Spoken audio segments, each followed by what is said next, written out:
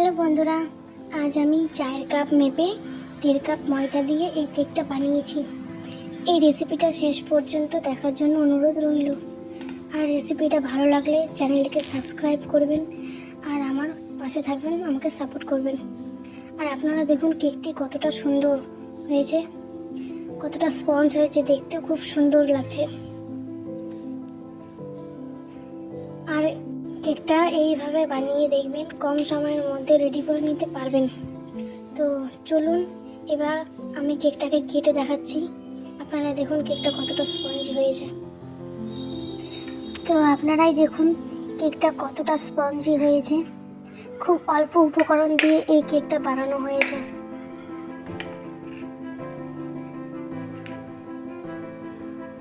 তো চলুন দারুণ স্বাদের এই স্পঞ্জি কেকটা বানানো শুরু করা যাক। তো আমি কেকটি বানানোর জন্য একটা মিক্সচার মেশিনে বাটিটা নিয়ে নিলাম।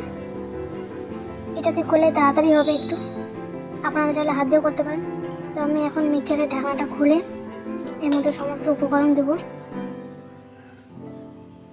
তো আমি এর মধ্যে এখন 1 কাপ চিনি দিয়ে দেবো। আপনারা চাইলে গুড় দিতে পারেন, যারা চিনি পছন্দ করেন না, মিষ্টি কম খান, তারা গুঁড়ও দিতে পারেন। তারপর আমি এর মধ্যে একটি ডিম দিব। তো আমি এখন এর মধ্যে 1 কাপ ময়দা দেব। আমি এর মধ্যে আরও ½ কাপ ময়দা দেব। আপনারা চাইলে 1 কাপই দিতে পারেন।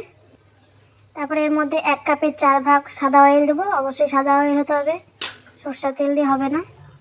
তারপর 1 কাপ লিকুইড ঠান্ডা মিল্ক দেবো। তারপরে এর মধ্যে এখন আমি 3 থেকে 4 চামচের মতো মিল্ক পাউডার দেবো। আপনারা চাইলে নাও দিতে পারেন। তারপরে 1 চামচের মতো বেকিং পাউডার দেবো। আপনাদের কাছে বেকিং পাউডার না থাকলে আপনারা ইনো দিতে পারেন। আমি এখন এর মধ্যে 1 চামচ ভ্যানিলা দেবো, ডিমের গন্ধটা কাটানোর জন্য আর একটা সুন্দর গন্ধ আনার জন্য। তারপর আমি এখন এটাকে মিক্সচারটাকে বন্ধ করে পেস্ট করে নেব ভালো করে। এই দেখুন আমার পেস্ট করা হয়ে গেছে। ঠিক দেখতে এরকম হবে গ্রেভিটি।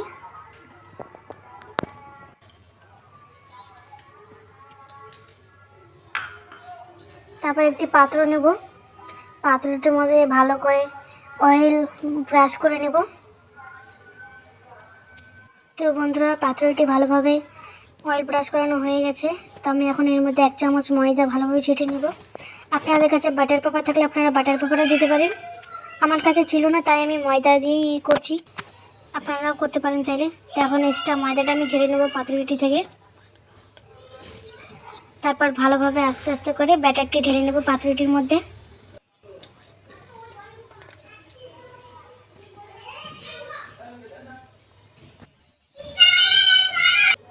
তো বন্ধুরা, ব্যাটারটি ভালোভাবে ঢালা হয়ে গেছে। তো আমি এখন সুন্দর করে কাজু কিশমিশ দিয়ে ডেকোরেশন করব।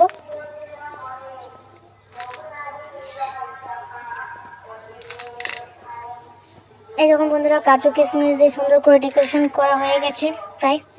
তো আমি এখন বাটিটাকে কাজু কিশমিশ দিয়ে ডেকোরেশন করার পর একটু বাটিটা ভালোভাবে ট্যাপ খাইয়ে নিতে হবে, তাহলে ভিতরে বাবলসগুলো বন্ধ হয়ে যাবে।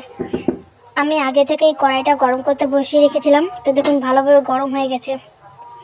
তো এখন গ্যাসের আঁচটা কমিয়ে দিয়ে লো ফ্লেমে কেকটা করতে হবে। তো আমি এখন কেকটাকে বসিয়ে দিলাম ভালোভাবে। তারপর ঢাকনাটা বন্ধ করে দিলাম। একদম কম আঁচে করতে হবে। তো 20 মিনিটের জন্য ছেড়ে দিতে হবে। তো দেখুন 20 মিনিট হয়ে গেছে, আমি চলে এসেছি। তো কেকটিকে দেখুন কত সুন্দর লাগছে দেখতে। তো এখন আমি কাঠি দিয়ে ভালোভাবে চেক করে নিচ্ছি যে ভিতরে ভালোভাবে হয়েছে কিনা। দেখুন একটু লেগে নিই, তার মানে ভালো করে হয়ে গেছে। তো আমি এখন কেকটি নামিয়ে নিচ্ছি।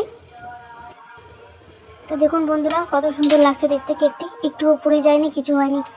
আপনারাও একবার এইভাবে করে দেখবেন। তো দেখুন কেকটা কতটা সুন্দর দেখতে হয়েছে, আর খেতেও দুর্দান্ত হয়েছে, কতটা স্পঞ্জ হয়েছে।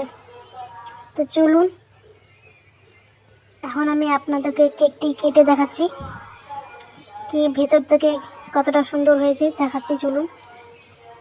তো আমি এখন কেকটি কেটে নেব।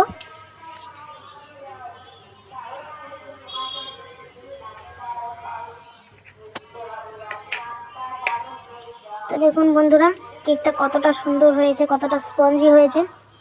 আপনারা চাইলে এইভাবে একবার বানিয়ে দেখতে পারেন। আর আমার এই রেসিপিটা ভালো লাগলে আমাকে সাপোর্ট করবেন, পাশে থাকবেন, আমার চ্যানেলটাকে সাবস্ক্রাইব করবেন।